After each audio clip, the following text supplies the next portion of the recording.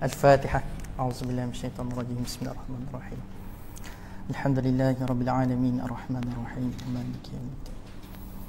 إياك نعبد وإياك نستعين اهدنا الصراط المستقيم صراط الذين أنعمت عليهم غير المغضوب عليهم ولا الضالين آمين. أعوذ بالله من الشيطان الرجيم. بسم الله الرحمن الرحيم. الحمد لله رب العالمين والصلاة والسلام على أشرف الأنبياء والمرسلين وعلى آله وصحبه أجمعين. اللهم اغفر لنا ذنوبنا ولوالدينا وارحمهم كما ربونا صغارا ولجميع المسلمين والمسلمات برحمتك يا أرحم الراحمين. اللهم اجعل القرآن عظيم ربيع قلوبنا ونور صدورنا وجلاء أحزاننا وذهاب همومنا وغمومنا. اللهم إنا نسألك رضاك والجنة ونعوذ بك من سخطك والنار. اللهم إنك عفو تحب العفو فاعف عنا برحمتك يا أرحم الراحمين. اللهم ارحمنا بالقرآن واجعله لنا إماما ونورا وهدى ورحمة. اللهم ذكرنا منه ما نسينا وعلمنا منه ما جهلنا وارزقنا تلاوته آناء الليل وأطراف النهار واجعله لنا هجة يا رب العالمين. ربنا آتنا في الدنيا حسنة وفي الآخرة حسنة وقنا عذاب النار والحمد لله رب العالمين. الحمد لله والصلاة والسلام على رسول الله وعلى آله وصحبه ومن والاه. سبحانك لا علم لنا إلا ما علمتنا إنك أنت العليم الحكيم. رب اشرح لي صدري ويسر لي أمري واحلل عقدة من لساني يفقه قولي. اللهم اجعلنا من الذين يستمعون قولا فيتبعون أحسنه آمين يا رب العالمين. Assalamualaikum warahmatullahi wabarakatuh. Khabar semua? Sihat? Terima kasih pada tuan-tuan dan puan sekalian yang sudi hadir pada hari ini. Alhamdulillah, setelah sekian lama kita tak berjumpa. Bulan 2 is very packed for me. Terlampau padat untuk saya sampai saya terpaksa mengambil keputusan untuk berhentikan seketika 1 bulan. Pun begitu bulan ni pun packed. So saya dah berjanji dengan diri saya tak nak biarkan kuliah Baqarah ni dia terbiar begitu saja, bergantung tak bertali. Mencuba untuk menghidupkan. Ustaz pun dengar ke kan? Okey, saya tak nak biarkan dia terlampau lama sangat, dia terbiar. Maka saya pun peruntukkan 1 hari untuk hari ini untuk menyambung kembali siri yang ke-8 ya, kalau saya tak silap.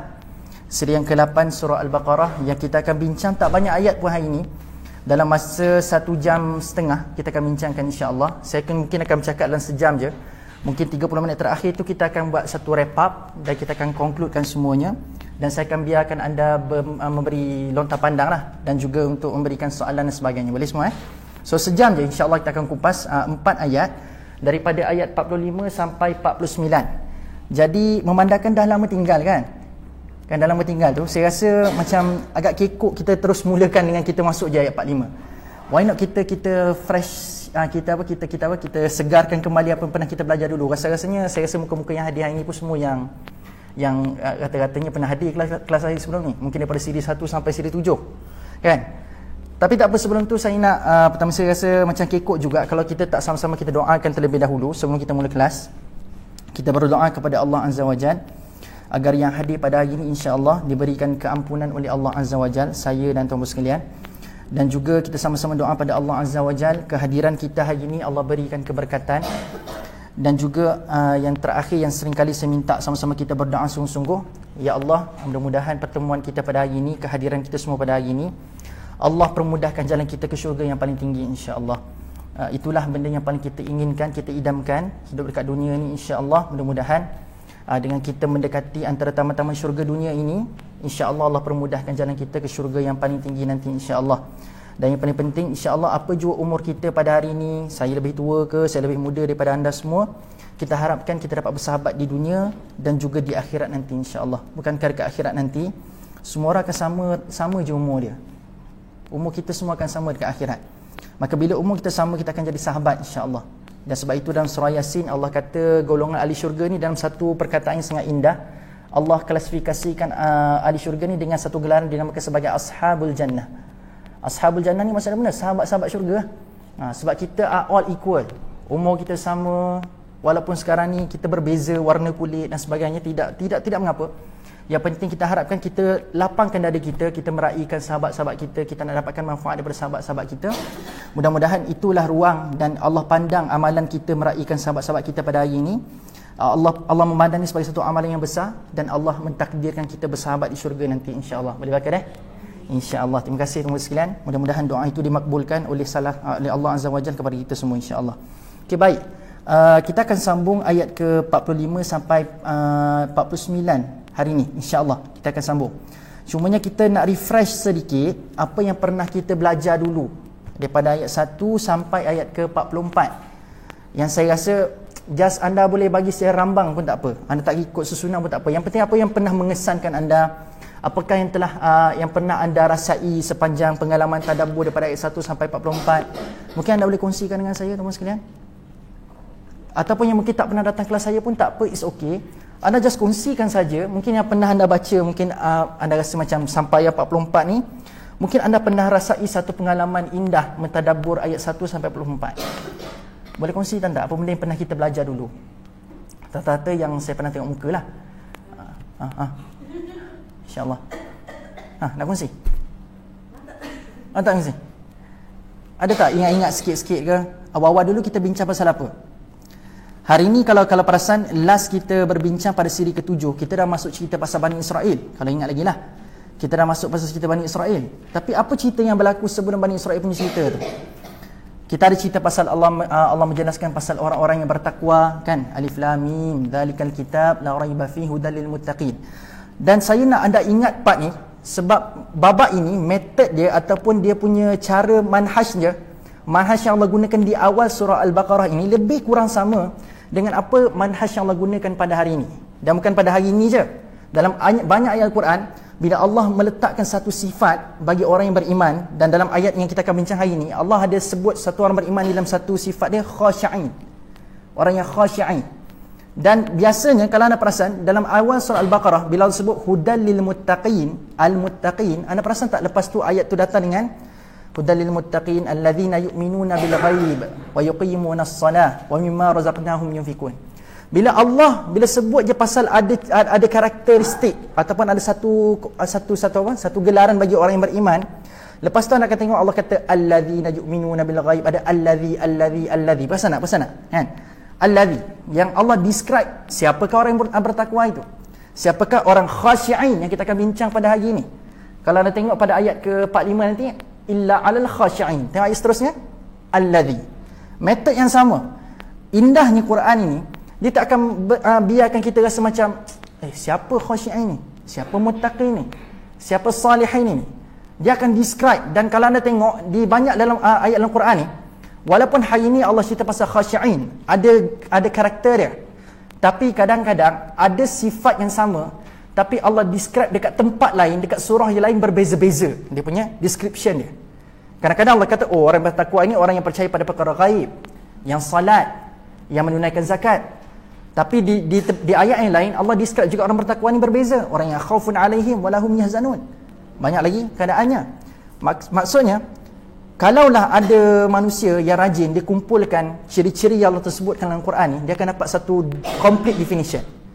Tapi indahnya Allah letakkan dia scattered, tidak letakkan dalam satu ayat ni. Bila sebut khashi'in, sekaligus Allah ceritakan apa karakteristik dia. Kadang-kadang dia jadi tak menarik, tak terik. So kita rasa macam dah tahu semua, kita pun tawakuf, kita pun berhenti. Maka indahnya Allah berhentikan sedikit supaya kita dapat beramal terlebih dahulu. Kadang-kadang kita rasa macam nak dapatkan semua, kita rasa macam kita nak beramal semua. Tapi lebih indah kan, alangkah indahnya kita dapat sikit dan kita bantu diri kita untuk istiqamah dengan amalan tu dulu. Kan, betul tak? Dapat sikit dulu, kita praktik dulu, kita belajar dulu, kita try macam mana kita nak tengok sesuai tak dengan diri kita. Maka baru kita buat, baru kita tambahkan yang lain. Kadang-kadang orang rasa buat benda-benda besar ni bagus, dapat benda banyak-banyak ni, kita buat banyak-banyak lagi bagus. Tapi tidak. Di sisi Allah Azza wa Jal, kita buat sikit walaupun perkara tu kecil, tapi benda tu istiqamah, lagi Allah sayang, lagi Allah cinta pada kita, lagi Allah kasih pada kita. Yang penting kita nak konsisten tu. Sebab nilai konsistensi ni susah nak dapat bagi orang yang tidak beriman kepada Allah Azza wa Jalla. Orang yang tidak beriman, antara sifat dia adalah dia tidak konsisten dalam satu perkara. Dia rasa kalau nak buat tu, rasa dia buat macam acuh tak acuh, ataupun rasa nak buat, dia buat.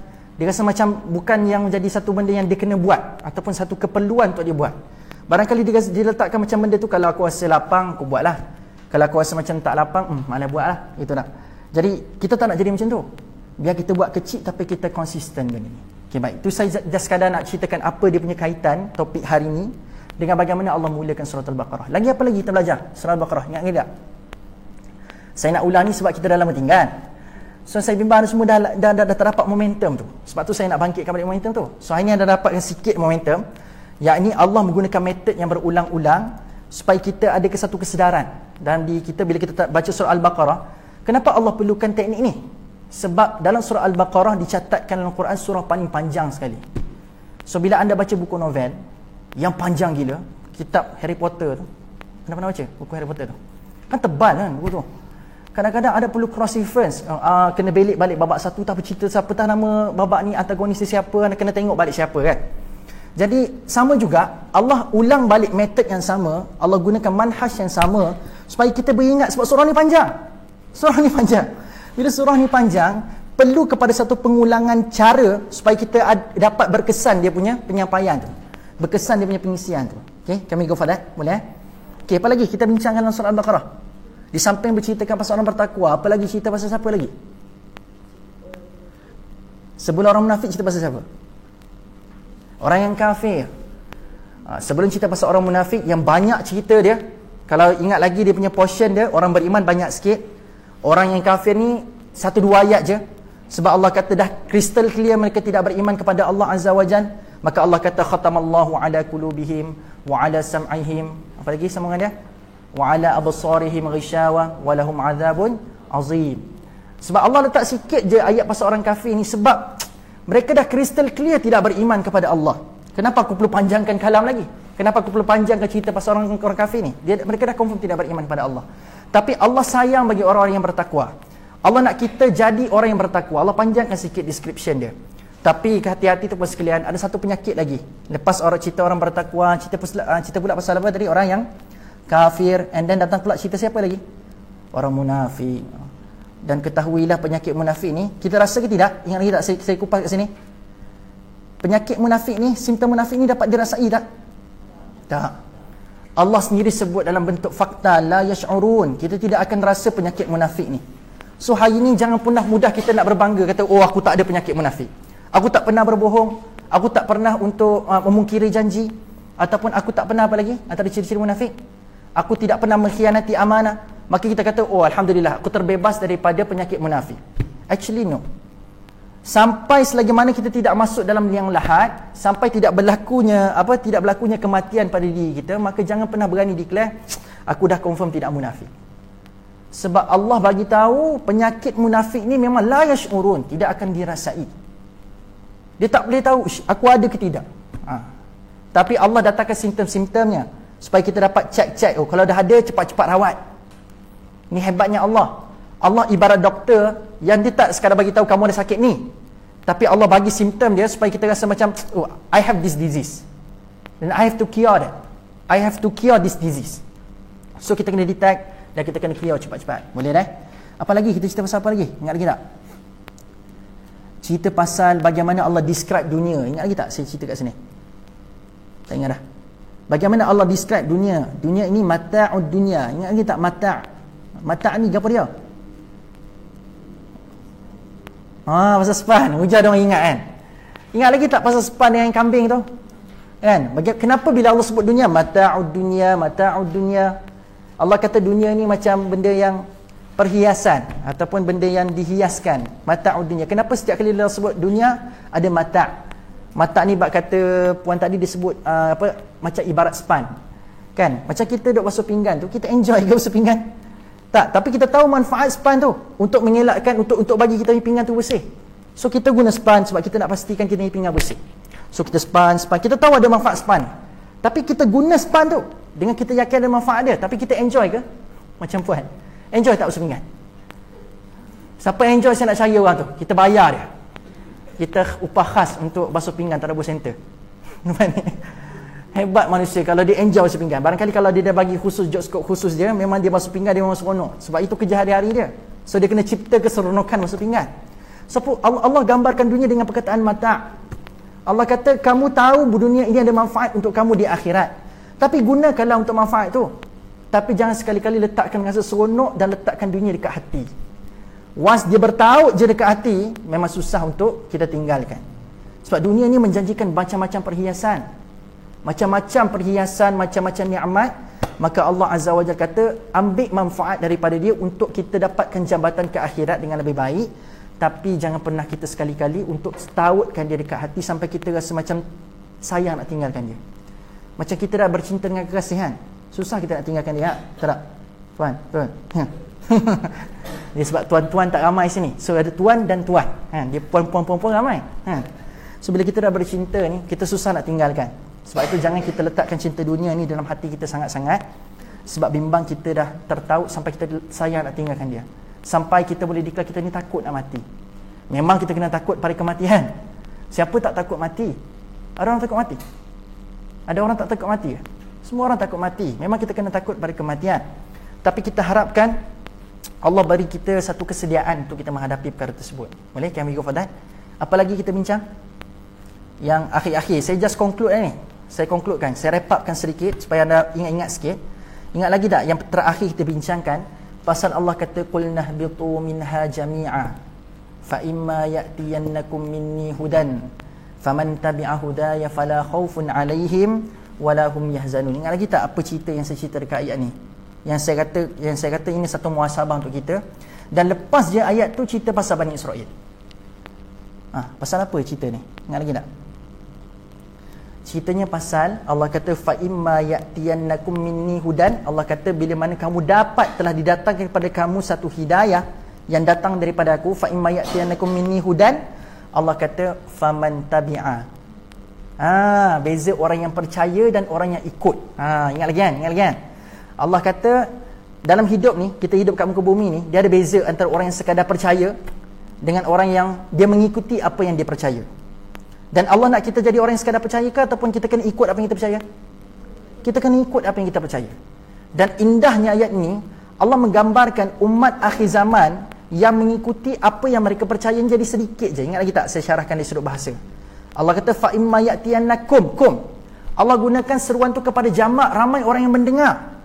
Sebab tu dalam surah Yasin, laqad haqqal qawlu ala aktsarihim. Sambung. Faham? La yu'minun. Telah datang kepada mereka banyak qaul, banyak peringatan, tapi akhirnya mereka tidak beriman kepada Allah Azza wa Jalla. La yu'minun. Jadi dalam ayat ini, bila perintah kebenaran tu sampai pada mereka, ramai orang yang mendengarnya.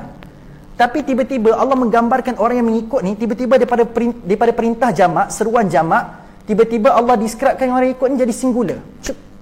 Faman tabi'a. Tadi fa imma ya'tiyannakum. Kum ramai. Tapi minni hudan faman tabi'a. Jadi singular pula lepas tu. So fahamlah kita umat akhir zaman, mereka yang ikut petunjuk dan mereka ikut keyakinan dan iman mereka ni sedikit. Tak ramai. Sangat-sangat sedikit. Okey, baik. So sekadar tu saja saya ingat sampai siri 7. Itu pun memang tak semua lagi lah saya wrap up kan. Tapi cukup sekadar tu kita dapatkan sedikit refreshment untuk bukan refreshment makanan refreshment kita segarkan kembali. Saya ni cuba-cuba cakap bahasa Inggeris lah kan. Saya cuba nak memahirkan diri dengan bahasa Inggeris. So kita dapatkan sedikit, kita refresh sikit supaya apa benda yang kita belajar dulu kita ingat dan kita ada kesan kepada apa yang kita nak bincang hari ini. Okey, baik. Dan saya pun teruja nak kongsikan dengan anda 4 ayat pada hari ini. 45, 46, 47, 48, 49. 5 ayat pada hari ini. Sebab saya rasa ayat ni banyak kali kita baca dan sering kali kita dengar. Tapi barangkali kita perlukan sedikit bantuan untuk kita dapatkan penghayatan pada ayat ni. Barangkali kita banyak kali baca dah. Dan mungkin kita biasa tenangkan kawan-kawan kita dengan dalil ni biasanya. Nampak kawan kita ada masalah, dia nampak kawan kita tengah down, perlukan pertolongan, kita pun bagi dalil macam ni, wasta'inu bis-sabri was-salah. Hello bro, hello sister, tolong minta tolong dengan Allah Azza wa Jalla dengan sabar dan salat. Hari ini kita nak timbulkan persoalan kat sini adalah kenapa Allah mulakan wasta'inu? Kenapa Allah tak kata wantasiru ke? Dalam pertolongan, perkataan tolong dalam bahasa Arab banyak. Ada isti'anah, ada apa lagi? Ada fantasiru, nasara pun pertolongan juga. Tapi kenapa dalam banyak-banyak kalimah-kalimah pertolongan dalam bahasa Arab ini Allah mesti pilih dalam ayat ni dan disertakan dengan ayatnya as-salah dan as-sabar, Iaitu Allah kata minta tolong dengan perkataan isti'anah ni mesti kamu kena minta dengan as-sabar was-salah. Why? Itu kita akan jawab pada hari ini. Dan menariknya, selepas itu Allah gunakan dalam satu dhamir yang dia akan menimbulkan tanda tanya. Directly lepas Allah kata wasta'inu bis-sabri was-salah, Allah kata wa innaha ha. Sedangkan kat situ cerita pasal sabar dan solat, minta tolong dengan sabar dan solat. Tapi lepas tu Allah macam spesifikkan kepada satu benda, sebab innaha ni merujuk kepada satu. Sedangkan topik sebelum ni cerita pasal dua benda, sabar dan solat. Tapi kenapa lepas itu disambung dengan mufrad, dhamir, kata ganti nama yang ketiga, innahu kalau perempuan, innahu lelaki, kalau perempuan innaha. Kenapa tiba-tiba cerita pasal dua sebelum ini tiba-tiba lepas tu Allah close jadi satu? Dan Allah kata salah satu ataupun yang satu tu Allah kata memang berat di sisi manusia, tetapi kecuali bagi mereka yang khasyi'in. Kenapa macam tu kita akan jawab pada hari ini insya-Allah. Boleh? Can we go for that? Are you ready? Alhamdulillah. So kita masuk. Yang pertama, wasta'inu. Terjemahan dekat depan ni dia sebut apa? Wasta'inu ni, dan mintalah pertolongan. Kenapa bila Nabi sallallahu alaihi wasallam bila Allah sebut pasal peperangan, kan bila mana Allah Nabi minta kepada Allah azza wajalla dalam perang Badar, dalam ayat istastaghithuna rabbakum, Nabi bila minta tolong dengan Allah, dia punya word pertolongan itu digunakan istighathah. Pernah dengar tak perkataan ni? Istighathah. Dalam surah Al-Anfal, tak silap saya, Al-Anfal Allah sebut bila Nabi dalam peperangan Badar ni, Nabi duk cuak, Nabi takut, dia nak berperang dalam keadaan kekuatan tentera tak cukup, dalam keadaan apa lagi, dalam kelengkapan senjata yang tidak cukup. Tapi bila time nak dekat peperangan, bila Nabi minta tolong kepada Allah, perkataan pertolongan yang Allah sebut dan Nabi sebut adalah id tastaghithu. Yang tolong tu dalam kalimah istighathah. Anda tak pernah dengar orang baca doa istighathah, minta tolong? Tak pernah dengar? Dia biasa kat Malaysia ni rancak biasa doa-doa istighathah ni. Tak pernah dengar. Tapi tak apa, saya gambarkan kepada anda. So bila Nabi sedang dalam keadaan sedang berharap pertolongan daripada Allah Azza wa Jalla, khususnya dalam medan peperangan, khususnya dalam peperangan Badar dan surah Anfal disebutkan, Nabi sebut istastaghisuna rabbakum fastajaba lakum anni mumiddukum bi alfin minal malaikatil murdifin. So bila Nabi minta pertolongan kepada Allah Azza wa Jalla, dikatakan daripada Aisyah sampai subuh Nabi tak berhenti berdoa pada Allah Azza wa Jalla sebelum perang Badar tu. Maka Allah kata fastajaba lakum, aku mustajabkan doa Nabi SAW, anni mumiddukum bi alfin minal malaikah, dalam keadaan aku sertakan dalam peperangan Badar ni alfin minal malaikah, 1000 para malaikat akan bersama dengan tentera-tentera Islam. So benda ni bukan Israiliyat anda dengar. Ya betul ke tidak malaikat bersama dengan tentera-tentera Islam? Maka benda ni memang Allah sebutkan dalam surah Al-Anfal. 313 orang manusia berperang dengan tentera Quraisy, tentera kufar. So bila berhadapan dengan tu, Allah sendiri sebut anni mumiddukum bi alfin minal malaikah. 1000 directly Allah mention dia punya bilangan dia 1000 para malaikat bersama dengan tentera-tentera Islam. Wa ma ja'alahu Allah illa busyra wa litatma'inna bihi qulubukum wa man nasru illa min 'indillah. So ada dua pertolongan dekat sini Allah guna. Yang pertama adalah istighathah. Tulis. Okey. Istighathah, yang ini kalau anda tengok keadaan istighathah ni digambarkan untuk minta pertolongan dalam keadaan kecemasan. So bila ada kecemasan digunakan istighathah, minta tolong. Tapi word dia istighathah, ta. Sebut ramai-ramai ta, okey. Tapi jangan merecik air liur okey. Istighathah. Istighathah, ta, huruf ta. Okey. Istighathah. Istastaghithuna rabbakum fastajaba lakum. Okey, istighathah. Okey, itu maknanya dalam fasa kecemasan bila kita minta tolong, dia katakan dinisbahkan minta tolong tu dalam word istighathah. Okey, jelas, clear. Dan dalam surah yang sama Allah sebut wa man nasru illa min 'indillah. Lepas majal surah tatma'inna bihi qulubukum wa man nasru. So bila time Allah kata wa ma ja'alahu Allah illa busyra wa litatma'inna bihi qulubikum. Betul ayat tu pasal tu. Allah kata tidak lain tidak bukan yang telah mendatangkan kegembiraan dan ketenangan itu adalah Allah Azza wa Jalla, dan Allah kata wa man nasru illa min indillah. Tidak akan ada pertolongan melainkan datang daripada Allah Azza wa Jalla. So bila Allah cerita pasal pertolongan yang datang daripada dia, yang asbab itu telah mendatangkan kegembiraan, maka pertolongan yang menghadirkan kegembiraan itu disebut sebagai An-Nasru. Okay? Pertolongan, kita minta tolong, tapi pertolongan itu kita harapkan datangkan kegembiraan. Tak ada kecemasan. So bila kita cemas, kita minta istighasah kepada Allah. Tapi sekarang ni pertolongan yang untuk kita dapatkan kegembiraan. Kita nak rasa happy. Pertolongan yang membantu kita untuk rasa cheer, rasa seronok. Sebab kan lepas perang Badar menang kan seronok. Kan? Walitatma'inna bihi apa? Wa ma ja'alahu Allahu illa busyra. Busyra ni kan berita gembira. And lepas directly lepas tu Allah kata wa man nasru illa min indillah. So bila mereka sedang bergembira atas kemenangan tentera Islam, maka Allah kata pertolongan yang telah memberikan kegembiraan itu adalah dalam bentuk An-Nasru. An-Nasru. Okey, An-Nasru. Boleh? Dan saya tak nak cerita banyak lagi sebab mungkin banyak lagi kalimah yang menggambarkan pertolongan. Kita masuk yang ni pula. So kalau anda faham tadi istighasah untuk kecemasan, An-Nasru adalah pertolongan untuk kita dapatkan kegembiraan. And now kalau ista'inu, kalau dalam konteks ayat ni, what can you see about this ayat dan boleh direlatekan dengan isti'anah? Kalau anda tengok ayat ni je, anda takkan faham. Anda kena tengok ayat sebelum-sebelum tu juga. Assalamualaikum. Gitu kan? Okey, sini. Cara tengok ayat sebelum tu juga. Kalau dalam konteks isti'anah ini ataupun wasta'inu ini, gapo dia sebenarnya? Kalau anda ingat cerita sebelum ni, saya rasa saya kena scrollkan untuk anda supaya anda semua dapat sedikit dia punya rasa dia.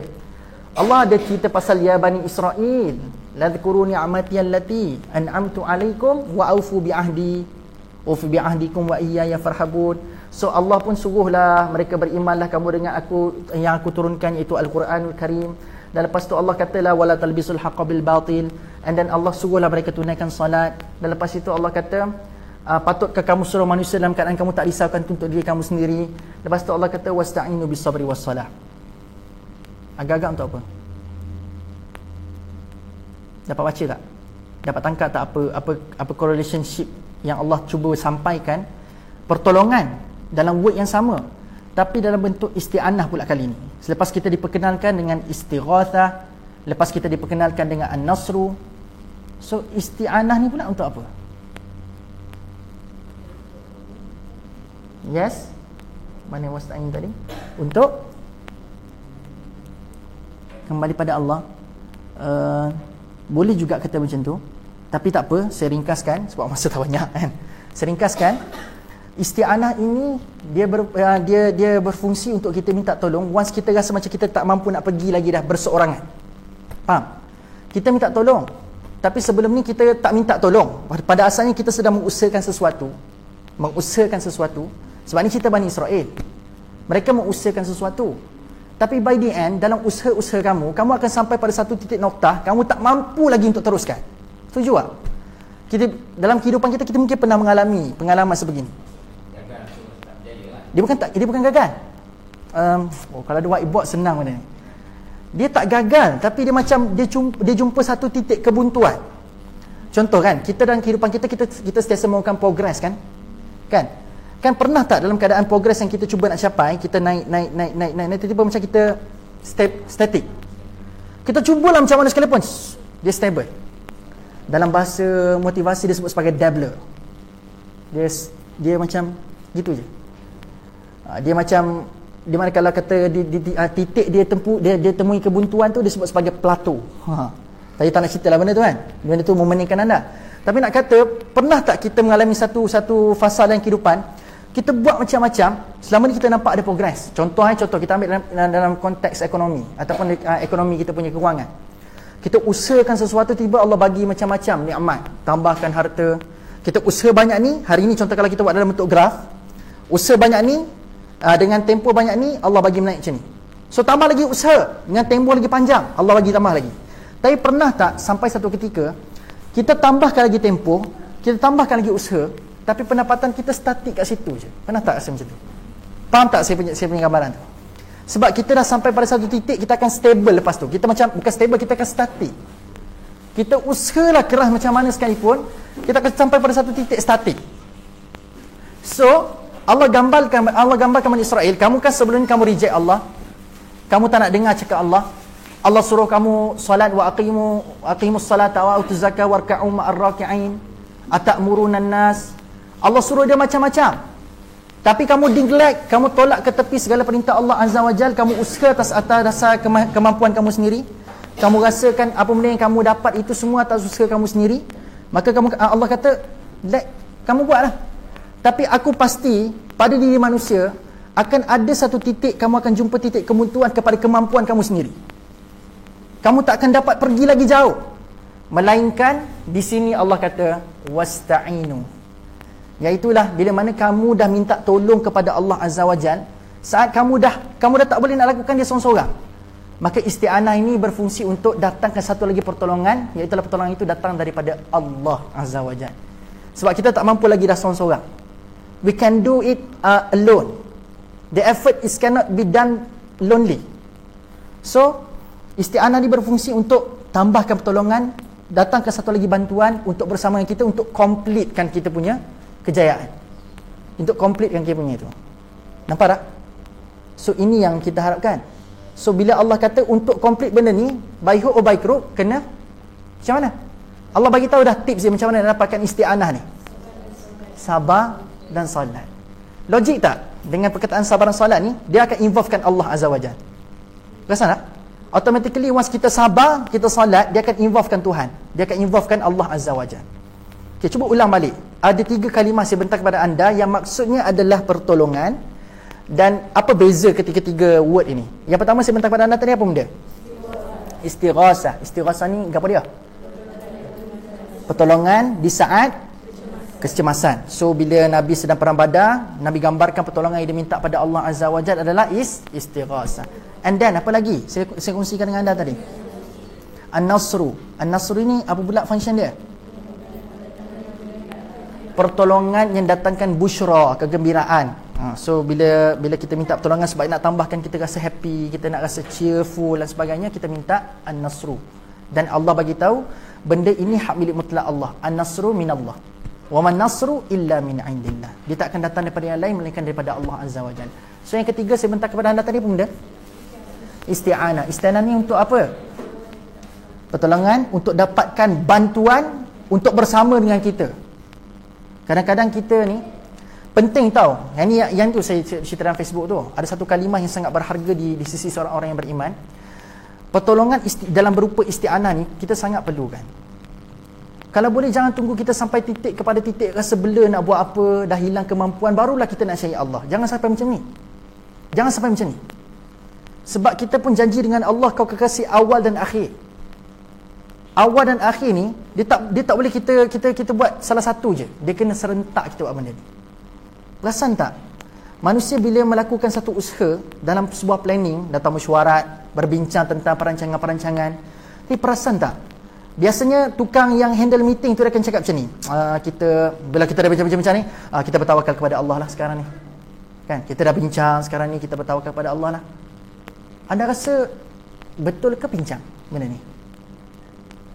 Anda rasa konsep yang betul tak? Buka meeting, Assalamualaikum, hari ni kita nak bincangkan pasal bagaimana kita nak bina negara yang lebih maju pada hari ini. So buka pop, soalan apa? Cadangan. Macam-macam cara kita minta dan orang bagi cadangan. So bila dah habis cadangan tu, kita pun construct dalam bentuk blueprint. Tiba-tiba kata, lepas kita dah siap, baru kita nak execute dia punya cadangan tu, kita pun kata sekarang ini kita bertawakal kepada Allah Azza wa Jalla. Anda nampak tak apa yang pincang dalam benda yang berlaku tadi? Apa yang pincang? Sebab Allah itu diletakkan di akhir. Allah itu diletakkan di akhir. Biasanya saya jarang jumpa meeting yang betul-betul di awalnya mengingatkan, ya Allah, tolong datangkan aku ilham untuk dapatkan sebuah perancangan yang berupa datang pertolongan daripada Allah Azza wa Jalla. Kadang-kadang kita jarang dapat masuk meeting macam ni kan. Konsep tawakal yang betul adalah kita letakkan Allah di awal, semasa dan di akhir. Ini konsep tawakal yang betul. Bukannya lepas kita dah temui satu titik kebuntuan, kita rasa tak mampu, and then kita kata tawakal pada Allah lah. Ini bukti kita membelakangkan Allah Azza wa Jalla. Walaupun pada hakikatnya kita make sense, kita kembali pada Allah saat kita temui kesusahan, tapi jangan jadi macam ni. Orang yang bertakwa, dia takut pada Allah anytime, setiap masa. Tambah-tambah orang yang warak, kehidupan dia sentiasa berhati-hati. mengenangkan ketakutan kepada Allah Azza wa Jal. Ini orang yang kita nak jadi. Bukan ingat Allah saat dia susah, rasa macam nak temui kebuntuan, rasa macam tak mampu nak pergi seorang-seorang, mau minta pada Allah Azza wa Jal. Allah minta benda ni sebab apa? Sebab Bani Israel ni macam-macam peringatan dah diberikan kepada mereka, tak makan satu benda pun. Suruh solat tak mau solat, suruh ikut Quran tak mau ikut Quran, suruh ikut Taurat tak mau ikut Taurat. Macam-macam diberikan. Tapi mereka tak mau follow, mereka tak mau ikut. Sebab itulah Allah kata tak apalah, kamu usahakanlah sendiri, buat je apa saja kamu mahu lakukan. Tapi ingat, kamu akan sampai pada satu titik kebuntuan, kamu tak mampu nak buat apa-apa lagi dah. Sebab kamu akan merasakan macam kamu dah kerahkan semua tenaga kamu, semua kemampuan kamu. By the end, time ni aku harapkan kamu sedar yang kamu perlukan aku. Itu gambaran.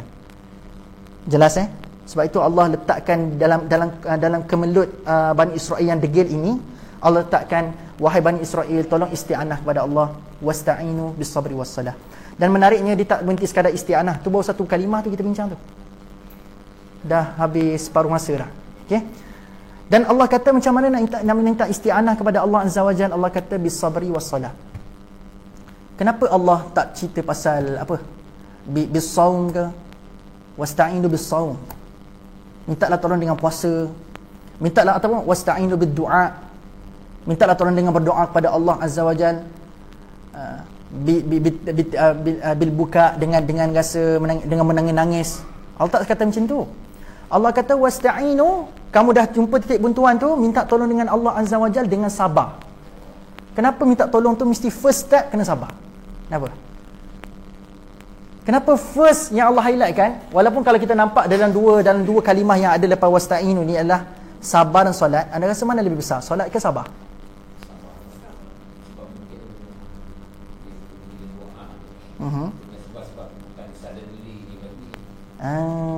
Bukan suddenly dia bagi. Sebab sabar, betul. Point itu betul. Memang itu yang saya nak kupas pemain ini.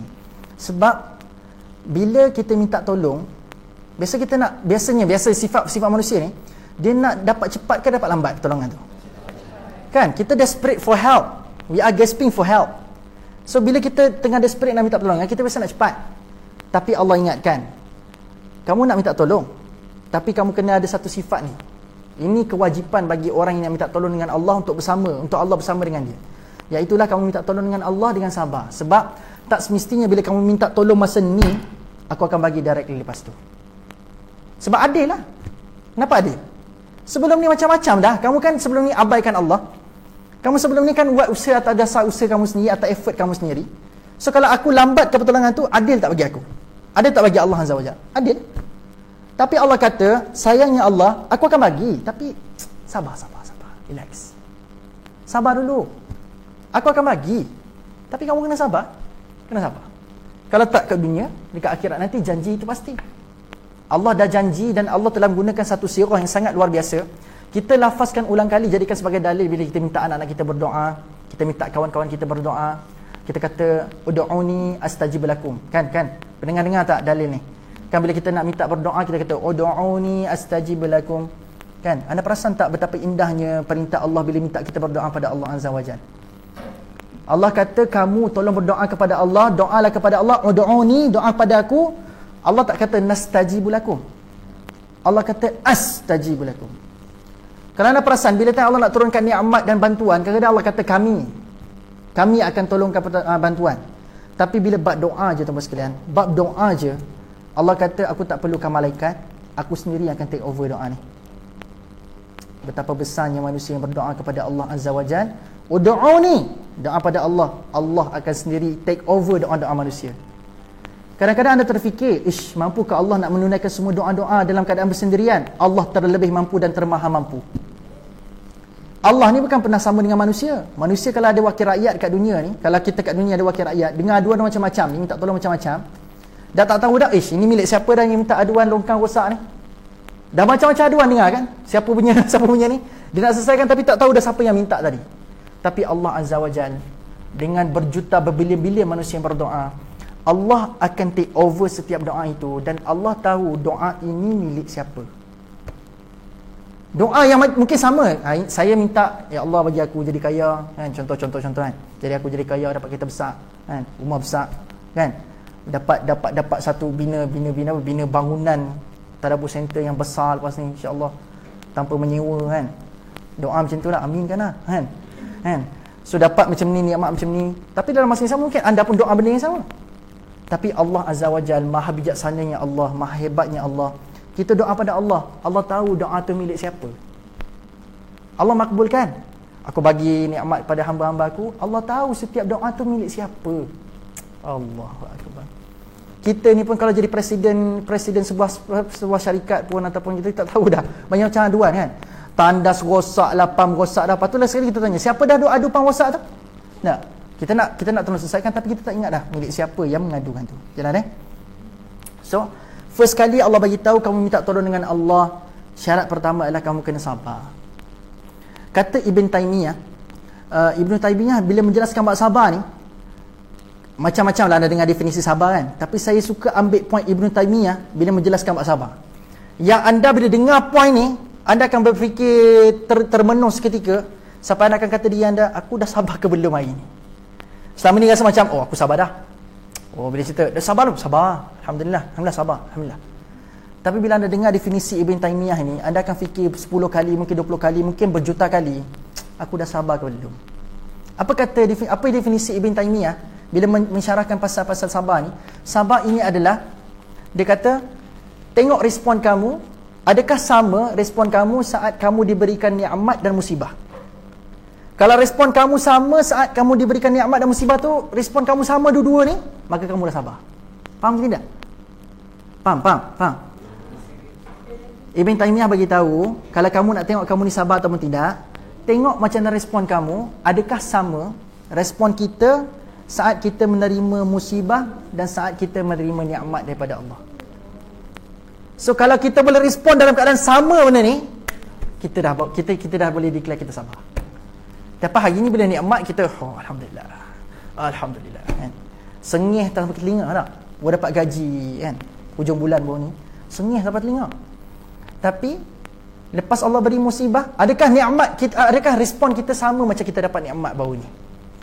Biasanya kita akan berduka cita, bukan berduka ciku tau, berduka cita. Berduka cita, kita akan berduka cita, kita sad, kita rasa down. Tak? So Ibn Taymiyah meletakkan satu piawaian yang tinggi untuk mengatakan diri kita sabar. Dia kata apa benda? Nak tengok kamu sabar atau tidak, tengok respon kamu sama ke tidak bila kamu dapat musibah, bila kamu dapat nikmat. So bila kata sama, contoh kamu gembira dapat nikmat, dan kamu bergembira bila dapat musibah, then you are truly a patient person. Kamu sabar. So bagus juga Ibn Taymiyah ni, dia letakkan satu piawaian yang tinggi supaya kita tidak selesa. Kita tak rasa macam kita dah macam, oh we are perfect enough to be a patient person. Kita rasa macam kita dah sabar sangat-sangat dah pada hari ni. Tapi actually no. So sebab itulah bila mana kita belajar, kita akan rasakan macam kita banyak lagi benda yang kita kena capai dalam kehidupan kita ni. Kita rasa macam kita sabar dah, tapi actually no. Kita kena tengok kita punya kehidupan kita hari ni, adakah kita telah mencapai status sabar ataupun peringkat sabar pada hari ni. Okay, baik, sambung. And then bisabri was, macam hari ni sempat satu ayat je rasa kan. Saya bukan nak buat tafsir pun, saya nak bagi anda rasa feeling ayat ni. Okay, kenapa kita kena dapat rasa macam feeling bila kita minta isti'anah dengan Allah? Sebab memang kita perlukan Allah. Sebab tu dalam topik saya katakan ini, antara topik besarnya adalah kita kena sedar hakikatnya kita ni sedang bergantung. Kita takkan dapat lari daripada fitrah ni. Memang kita akan bergantung dengan sesuatu. Kita kena sedar hakikatnya memang kita bergantung. Sekuat macam mana pun kita, sadar macam mana pun kita dari sudut ekonomi ke, fizikal ke, kesihatan ke, by the end kita akan bergantung dengan sesuatu. Tak kira lah dengan manusia ke.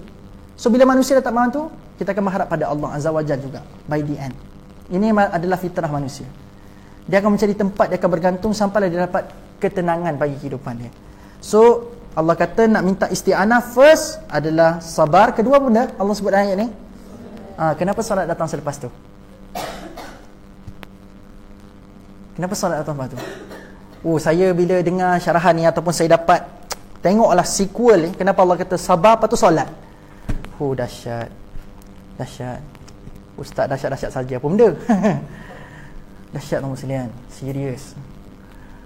Sebab dia memang kenalah, memang tepat dengan realiti kita hari ni. Padu Allah kata dalam ayat ni, seriously. Jom saya bawa anda untuk merasai kepaduan Allah Azza wa Jal. Bila letak je sabar, lepas tu solat. Tengok. Kan tadi kan kita minta pertolongan dengan Allah kan. Kita nak minta Allah bersama dengan kita kan, dalam effort kita, dalam usaha kita kan. Dan Allah kata kalau kamu nak buat benda ni, kalau kamu nak rasa benda ni, kena sabar. Kan sabar ni sebab apa function dia? Sebab Allah kata kalau kamu minta ni tak terus aku akan bagi. Mungkin lambat lagi aku bagi, mungkin tahun depan, mungkin 20 tahun lagi aku akan bagi. Tapi aku akan bagi, tapi mungkin lambat. Tapi lepas tu datang solat. Sebab apa? Solat ni wajib ke, sunat ke, makruh ke? Wajib kan? Tidak ada pilihan kan? Nak katanya kamu kena solat walaupun kamu sakit, tak mampu diri, duduk. Tak mampu duduk, baring. Tak mampu baring, syarat mata dah. Lepas baring, syarat mata. Macam tu buatlah apa-apa saja pun yang kita solat Nak katanya Allah wajibkan solat, hukumnya tidak berubah pada manusia. Yang berubahnya adalah pelaksanaan dia. Inilah Islam, sabat wa muruna. Dia tetap dan dia fleksibel dari sudut pelaksanaan dia. Kan? Macam kita musafir. Kan? Walaupun solat tu wajib, asalnya 4 rakaat untuk solat zuhur, tapi murunah pada pelaksanaan dia. So jadi qasar, boleh jadi jamak. Tak? Anda bayangkan, lepas Allah suruh kita sabar untuk dapat isti'anah ni, Allah suruh kita solat. Dan benda tu tak perlu tunggu kamu dapat nikmat pun, sabar tak minta tolongan. Nak dapat pertolongan kan? Tak perlu tunggu kamu dah dapat pertolongan baru kamu kena solat. Kadang-kadang kita harapkan, bila aku dah dapat sesuatu barulah aku nak buat benda ni, kan? Barulah aku nak buat apa benda yang disuruh. Tapi no. Allah kata kamu dapat ke tidak lepas kamu minta tu, solat tu wajib. Solat tu wajib. So Allah kata, nak tengok betul-betul kamu sabar pun tidak, kamu tengok kamu berjaya ke tidak kamu solat. Kamu berjaya tak untuk solat? So kalau kamu kata kamu declare, okey, aku nak isti'anah, aku dah sabar, so Allah nak tengok, Allah nak uji dengan satu test, kamu berjaya ataupun tidak untuk menunaikan solat. Tak usah cerita pasal solat berjemaah. Kamu berjaya ataupun tidak dalam keadaan nikmat yang kamu minta tu Allah tak bagi lagi, and then kamu berjaya tak untuk solat. Faham tak maksud saya? Maknanya kalau kamu dapat ke tidak apa benda yang kamu minta tu, hatta kalau kamu tak dapat sekalipun, kena solat. Kadang-kadang kan kita kan, contohnya macam ada seorang tu suruh kita sesuatu kan, tapi kita ni, manusia ni, kita demand, kita nak give and take. Kalau aku nak buat benda ni, kau bagi apa pada aku? Kan? Itu lumrah kita kat manusia. Bila kita nak buat sesuatu yang orang manusia suruh, kita nak give and take. Aku buat ni, apa cagaran dia? Apa aku akan dapat? Tapi Allah kata, tak perlu tunggu kamu dapat benda ni, kamu kena buat juga solat tu. Itu tanda kamu telah sabar. Kalau kamu declare kamu sabar je, sabar dah, dia tak cukup. Bukti kesabaran adalah bila mana kamu ada jiwa besar, ada kekuatan hati menunaikan solat tanpa ada menunggu datang nikmat ataupun tidak. Tanpa menunggu datang nikmat pada hingga. Sebab itulah antara surah yang wajib untuk kita baca dalam solat kepada dia, surah apa? Surah Fatihah dimulakan dengan apa? Lepas bismillah tu apa? Tak ke ajaib benda ni? Kamu dapat ke nikmat, kamu tak dapat ke nikmat, kamu wajib baca. Kalau tak baca, batal solat anda. Iaitulah anda kena baca Alhamdulillah. Dapat ke tidak nikmat tu lepas dah minta tolong ni, is not matter at all. Yang penting bila sampai waktu kewajipan itu, sampai waktu solat, kita kena solat dan kita kena lafazkan Alhamdulillah. Tak baca, batal solat. Kamu jangan sangkakan, aku dah solat dah, tapi Allah kata dalam solat ada disiplin dia.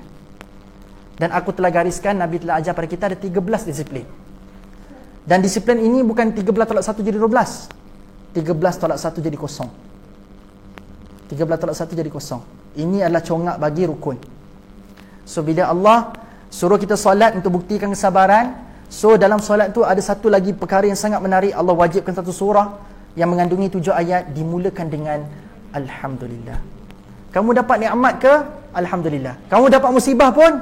Alhamdulillah. Sampai waktu solat, walaupun lepas solat subuh tadi kamu dapat musibah macam-macam, tiba waktu zuhur, Allah suruh kita ucap Alhamdulillah. Bukankah kita solat subuh, menariknya solat subuh dah ada doa kunut kan? Kan?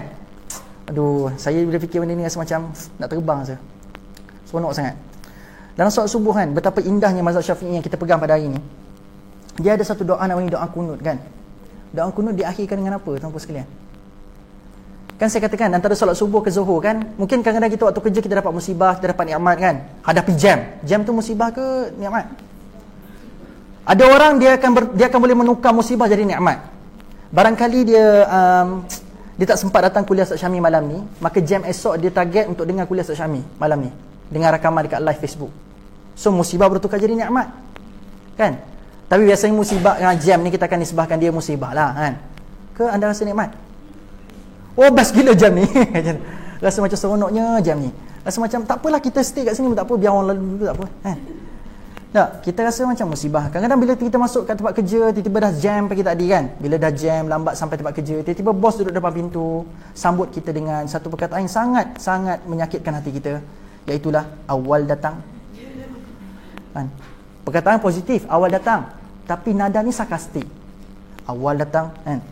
Kita disambut dengan perkataan sebegitu masuk kerja. Musibah berganti-ganti di pagi hari. Tapi anda kena ingat, tiba waktu zuhur, walaupun musibah itu berturut-turut sampai ke waktu zuhur, kita dapat sampai waktu zuhur ucap alhamdulillah. Tapi anda tahu tak, alhamdulillah tu dibenarkan daripada mana? Kita membenarkan alhamdulillah dalam surah Al-Fatihah dalam solat zuhur tu dibenarkan daripada mana? Janji kita dalam doa kunut dekat dalam solat subuh. Apa janji kita dalam doa kunut dalam solat subuh, kamu sekalian? What is our promise to Allah Azza wa Jalla? Dan sebab itulah saya tak pelik kenapa orang yang tinggal solat subuh ni dihilang produktiviti satu hari dia. Dihilang produktif dia. Dia tak mampu nak excel, dia tak mampu nak produktif. Dia tak mampu untuk reproduce balik benda yang dia belajar ataupun dia nak capai kejayaan. Orang yang solat subuh kita akan tengok dia macam dia punya kehidupan akan statik, mereka tak akan dapat produktif. Tak pelik. Kenapa? Sebab dalam doa kunut tu dia ada satu benda yang sangat power. Iaitulah kita tutup doa kunut dengan apa? Berapa kali dah saya tanya, tak jawab lagi. Tutup doa kunut dengan apa? Ya? Bukan selawat. Cik, tak bukan yang wassallallahu ala tu, tak yang kira benda tu. Sebelum tu. Gapo dia? Sebelum istighfar tu. Lepas sebelum kita tutup dengan selawat tu, kita istighfar, kan? Wa astaghfiruka wa atubu ilaik. Sebelum istighfar tu. Yes. Itulah dia. Apa benda yang kita lafazkan tu? Kita baca tu tiap hari punya semangat. Anda perasan tak? Lepas kita wa tawallini fi man tawalli wa barik fi ma atai wa qini syarra ma qadaita je, lepas tu Tok Imam berhenti kat masjid, kita baca sendiri lepas tu. Fa innaka taqdi wa la yuqda alait fa innahu la yazillu man walait wa la ya'izzu man adait tabarakta rabbana wa ta'ala. Yang ni yang saya nak highlightkan lepas ni, falakal hamdu ala ma qadaita. Oh, tahu tak apa benda maksud dia ni? Yang ni promise kita punya ikrar kepada Allah setiap hari. Kalaulah kita pergi sekolah dulu, kita ada baca ikrar, kan?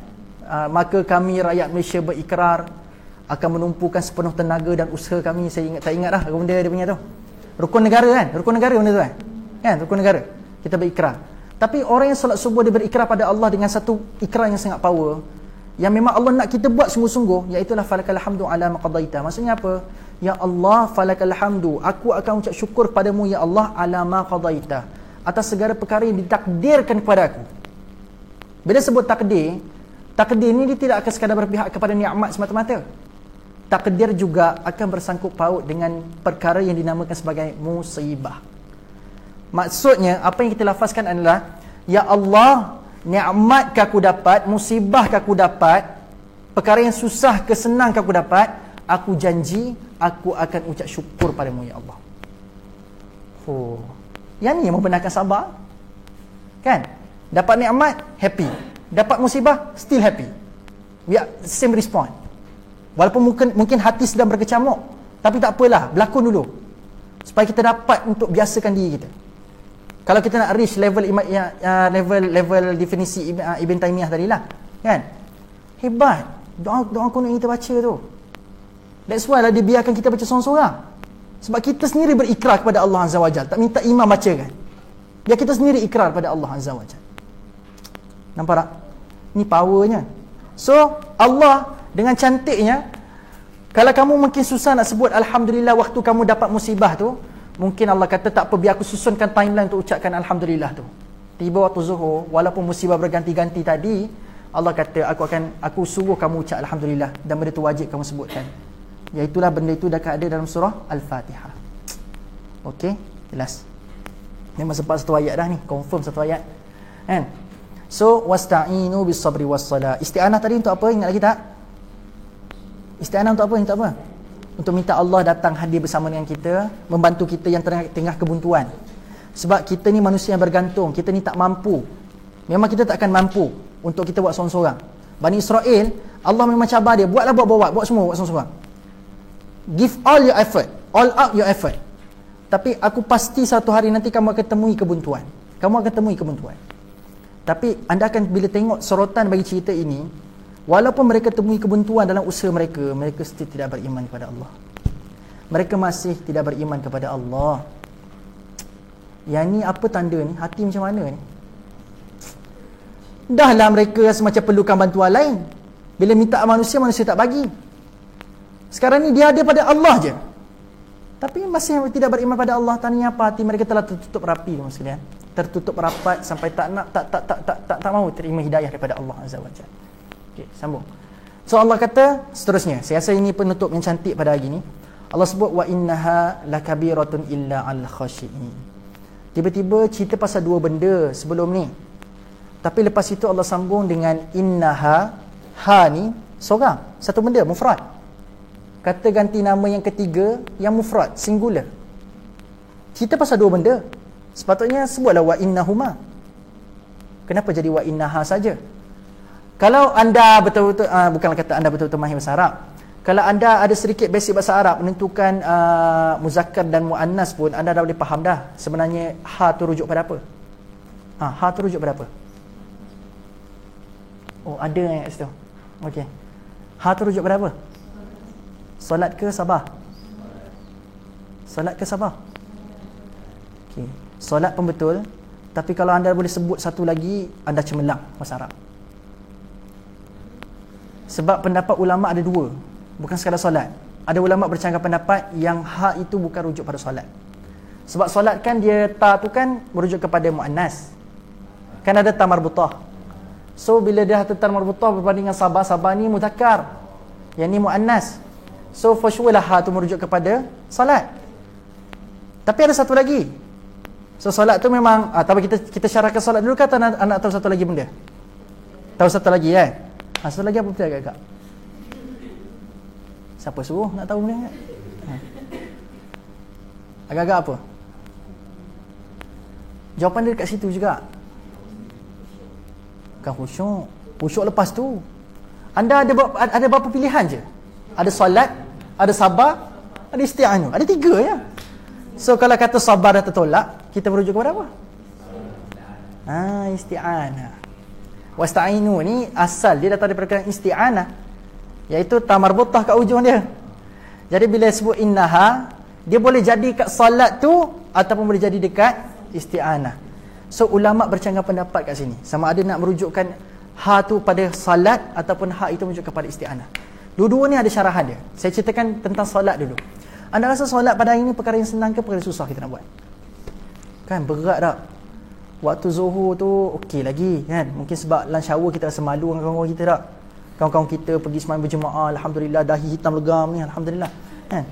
Kita tengok kawan-kawan kita pergi sembahyang berjemaah, kita rasa envy, kita rasa kita rasa macam segan-segan sendirilah. So kita pun pergi ikut sekali. So alhamdulillah zuhur ada orang jaga. Asar pun kadang-kadang culas, kadang-kadang buat, kadang tak. Sebab apa? Sebab balik kerja kan. Dia ada hari sendiri dah masa tu, sama ada dia solat ataupun tidak. So kadang dalam jam dia pun ambil, kata takut jam tak apalah, aku teruskan perjalanan. Dan sekali masuk waktu maghrib. So membimbangkan juga. Tapi biasanya dalam solat daripada subuh sampai isyak ni mana yang paling susah? Kamu sini? Isyak paling susah. Sebab apa? Sebab ada Maharaja Omega. Tak ada. Sekarang ni bukan musim dia. Sekarang ni musim apa? Tak tahulah musim apa. Nak kata musim durian, bukan musim durian. Kenapa anda kata solat isyak susah? Sebab penat. Kalau penat kenapa tak korbankan? Bukan kata saya suruh korbankan.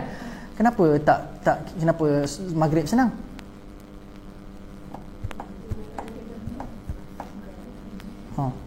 Kalau ikutkan atas individu lah. Kadang-kadang dia kata kalau dia penat, isyak lah dia susah kan. Kalau dia memang balas bangun pagi, memang subuh lah susah untuk dia. Tak. Setiap solat ni mungkin ada orang yang akan rasa susah dalam setiap solat waktu yang dia ada. Which mean nak katanya, untuk mempertahankan 5 tiang ini, untuk pasti kita buat ni, Ada orang, saya harapkan dekat dalam ni insya-Allah semua rasa senang. Ada orang dia merasakan sangat-sangat susah, dan Allah kata benda ni besar, la kabiratan. Allah tak kata wa innaha kabiratan saja, bukan kabiratun saja, tapi la kabiratun. La ni ada tu taukid dekat depan dia. La bukan li tu untuk. La ini bentuk penegasan daripada Allah. Nak katanya Allah kata memang aku akan jamin umat akhir zaman akan rasa berat menunaikan solat. Ada penegasan di situ. La kabiratun inna al khashiin. Kecuali bagi mereka yang apa? Khashiin ni maksud dia apa? Kalau anda terjemah khusyuk, anda takkan dapat feeling tu. Khusyuk ni kadang-kadang kita pun tak ada rasa roh sangat bila sebut khusyuk ni. Saya kata khusyuk ni datang daripada kata khasyah, iaitu takut. Kecuali bagi orang yang khasyah. Khusyuk, dia takut kepada Allah Azza wa Jalla. Khusyuk, khashiin ni orang yang takut kepada Allah Azza wa Jalla. So, melainkan orang yang menunaikan solat ni, dia tak akan rasa berat kecuali dia tak akan rasa berat sebab kalau dia rasa takut pada Allah. Tapi kalau mereka tak takut pada Allah, mereka akan rasa benda ni sangat-sangat berat. So tinggalkan solat, it doesn't matter, dia kata tak ada apa-apa pun. Ingat teman sekalian, kan ada cerita dalam satu ayat ni, Allah cerita, Allah nak menangis pula saya. Allah cerita pasal Allah. Ada ingat tak ayat pasal yang bila mana Allah cerita manusia bila masuk dekat dalam neraka kan, tiba-tiba dia argue kepada Allah, ya Allah kenapa aku buta? Pernah dengar tak ayat ni? Kenapa aku buta, kenapa aku pekak? Sedangkan kat dunia dulu aku celik. Sedangkan kat dunia dulu aku boleh mendengar. Kenapa dekat akhirat aku rasa aku buta, aku tak boleh mendengar? Kenapa? Sebab Allah kata dekat dunia dulu telah didatangkan banyak peringatan kepada kamu, tapi kamu lupa. Telah didatangkan tentang perihal-perihal hari kiamat, telah didatangkan perihal-perihal neraka, tapi kamu lupa benda ni. Tunsa, kata Allah, kamu tunsa, kamu lupa benda ni. So memang layaklah kamu dapat sebegini, sebab kamu kat dunia kamu sering lupa tentang janji-janji Allah Azza wa Jalla. So inilah penyesalan bagi orang-orang yang telah dicampakkan Allah dalam neraka. Mereka pelik pula kenapa mereka buta, sedangkan kat dunia dulu mereka celik. Tak pelik benda tu berlaku teman sekalian, sebab kat dunia dulu telah datang peringatan depan mata mereka, tapi mereka tidak beriman pada Allah Azza wa Jalla. Mereka tidak beriman pada Allah Azza wa Jalla. Jadi sebab itu Allah kata orang yang takut kepada Allah, mereka akan sentiasa ingat yang aku ada Tuhan yang maha benar janji dia. Kalau aku buat baik, Allah janji aku akan dapat masuk syurga. Kalau aku buat jahat, Allah akan janji orang yang jahat ni akan masukkan ke dalam neraka. Jadi ini janji Allah maha benar teman sekalian, maha benar. So jangan pernah kita ragu tentang janji Allah Azza wa Jalla. So illa al khashiin, itu adalah kategori solat. Tapi macam mana pula kalau saya katakan yang isti'anah tu? Kenapa dikatakan pertolongan tu berat? Sebab apa? Saya dah cerita dah tadi, kalau anda ingat lah. Sebab apa? Kan saya katakan tadi, isti'anah kan bila mana dia effort seorang-seorang sampai jumpa titik buntu tu, mereka perlukan sesuatu untuk mereka dapat bantuan kan. Anda rasa bila time selama dia dah selesa untuk jadi Lone Ranger, dah selesa jadi untuk bergerak dengan effort sendiri, anda rasa orang ni senang ke nak minta tolong lepas tu? Dia dah selama ni dia rasa macam effort dia dah macam segala-gala ni untuk dia. Dia buat benda tu berjaya, dia buat benda ni berjaya. Dia rasa dia buat benda ni semua ada progress dalam kehidupan dia. Anda rasa saat dia jumpa titik kebuntuan tu, dia dah jumpa titik dia tak mampu nak buat sesuatu tu, anda rasa dia senang ke nak minta tolong? Susah. Sebab ego tu telah mula menebal dalam diri dia. Bukankah cerita babak kedua cerita surah Al-Kahfi, pemilik dua kebun tu? Anda ingat lagi cerita tu? Pemilik dua kebun tu. Sebab ego tu dah mula menebal.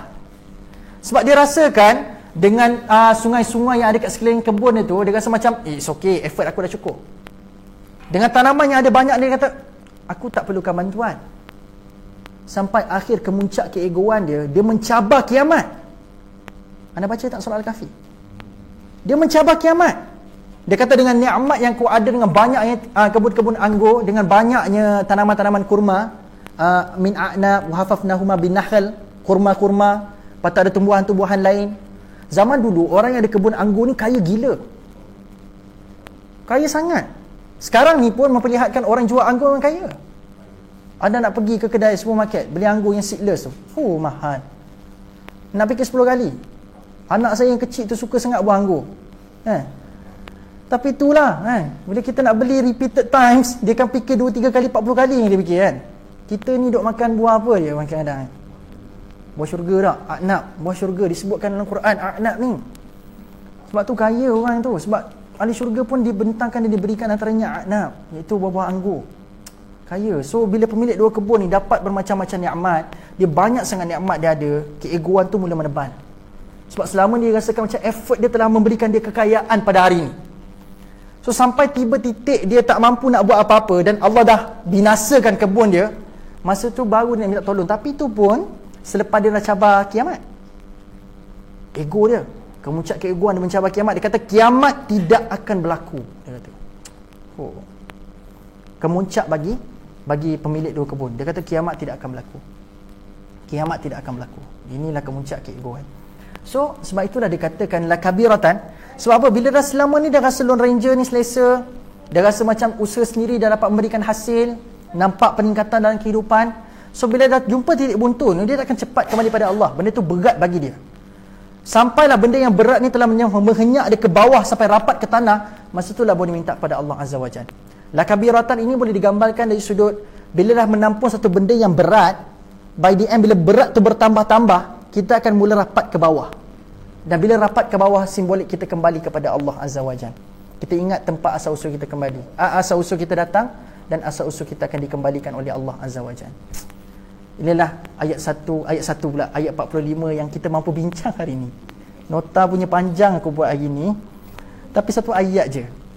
Tapi ini kuasa Allah SWT belaka teman sekalian. Sebab saya perasan dalam ayat 45, 46 ni anda tak biasa pun baca. 47 pun jarang-jarang. Mungkin ada yang selalu baca juga. Tapi 45 ni banyak kali anda jadikan dalil. Tak? Bila kita nak motivasikan kawan-kawan kita yang sedang diberikan kesedihan, nak perlukan pertolongan, kita kata wasta'inu bis-sabri was-salah. Kita fluent kat mulut ni dengan dalil. Sebab tu kebetulan hari ni Allah ilhamkan kepada anda semua dan kita semua hari ni. Sebab Allah nak suruh kita beringat dengan dalil yang sentiasa kita jadikan sebagai buah mulut kita, menjadikan kita punya poin-poin dalam ceramah-ceramah kita. Sebab Allah nak kita ingat tentang bagaimana bentuk pertolongan yang kita minta pada Allah pada hari ini, iaitulah istighasah, isti'anah dan an-nasru. Semua ini ada dia punya signifikannya yang tersendiri. Tapi apa yang kita harapkan daripada 3 bentuk pertolongan yang saya sebutkan di awal tadi tuan-tuan sekalian, maha penting dan sangat penting kita kena lakukan sebegini. Yang pertama adalah jangan tunggu kita susah baru kita nak minta tolong dengan Allah Azza wa Jalla. Minta tolong sentiasa kepada Allah Azza wa Jalla. Jangan tunggu susah. Jangan tunggu susah. Sebab ingat lagi tak, Allah kata kalau kamu nak sentiasa dalam pertolongan Allah Azza wa Jalla, susah dan senang sentiasa ingat Allah Azza wa Jalla. Sentiasa ingat Allah. Dan inilah ciri-ciri orang yang bertakwa. Orang yang bertakwa dia sentiasa takut pada Allah, sentiasa ingat Allah Azza wa Jalla. Sebab dia orang yang bertakwa ni orang yang dapat petunjuk daripada Allah. So bila orang dapat petunjuk ni, dia akan sentiasa beringat. Hudan ni untuk apa? Lizikir, untuk peringatan bagi diri dia. So bila dia sentiasa beringat, dia akan jadi orang yang sentiasa kenang balik nikmat Allah Azza wa Jalla. Sebab itulah kalau anda tengok, lepas dia Allah cerita pasal benda ni kepada Bani Israel, mereka still tak nak minta tolong dengan Allah. Mereka still tak nak berharap pada Allah Azza wa Jalla.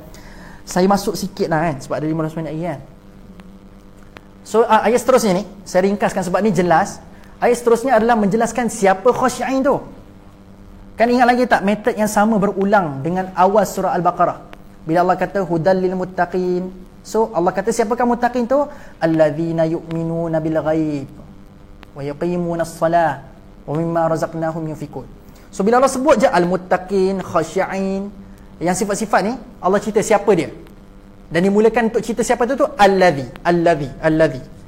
So kat sini Allazi juga. Apa maksud siapakah khasyi'in ini? Allazina yazunnuna annahum mulaqu rabbihim wa annahum ilaihi raji'un. Kadang-kadang anda rasa macam hari ni kan, dalam terma khusyuk yang kita sentiasa duk lafaz-lafazkan pada hari ni bila kita sebut pasal solat mesti khusyuk, solat mesti khusyuk. Anda rasa nak khusyuk ni senang ke susah? Susah. Kalau saya katakan Allah mendatangkan perkara yang sebaliknya, macam mana? Yang kita rasa macam susahnya nak khusyuk, nak apa kok lah apa. Rasa macam dok cetong dah rasa nak khusyuk ni. Tahu dok cetong? Tak mampu. Tak mampu. Okey. Anda tengok ini bahasa Allah untuk motivasikan kita untuk jadi khasyi'in. Memang Allah kata la kabiratan, berat nak solat ni. Dan kita pun mengalami dilema, aku ni susah gila nak khusyuk. Tapi tengok bahasa Allah motivasikan kita untuk cuba dapatkan khusyuk. So dalam keadaan dilema kita rasa susah, Allah mendatangkan kita, relax, aku bagi tahu kepada kamu benda ni mungkin susah, tapi kamu kena ada satu mindset yang bagus supaya kamu tidak ada skeptik kepada term khusyuk ni. Anda tengok bila Allah jelaskan khusyuk ini siapa, Allah kata alladzina yazunnuna annahu, bukannya alladzina yu'minuna annahum mulaqu. Anda baca sini yang percaya, ataupun alladzina yuqinuna annahu. Allah kata yazunnu, dia datang daripada kataan zon. Zon ni apa maksud zon? Sangkaan. Zon ni sangka je. Allah kata untuk dapat khusyuk ni just semudah sangkaan. Kamu duk rasa macam nak kena percaya betul-betul ni. Nak kena apa ni? Tapi Allah guna a very simple word.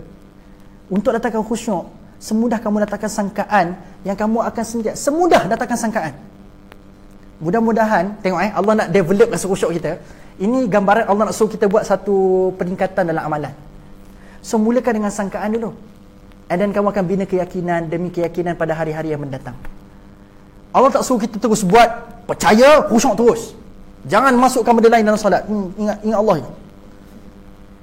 Dah. Allah kata make a small step, then you will gain a very high result. Begin with a small step. Belit cakap bahasa Inggeris. Begin with a small step. Allah kata mulakan dengan apa small step untuk khusyuk ni yang kita rasa duk susah pada hari ni. Small step itu berupa adalah kamu just wujudkan sangkaan yang kamu akan kembali kepada Allah Azza wa Jalla. Semudah sangkaan.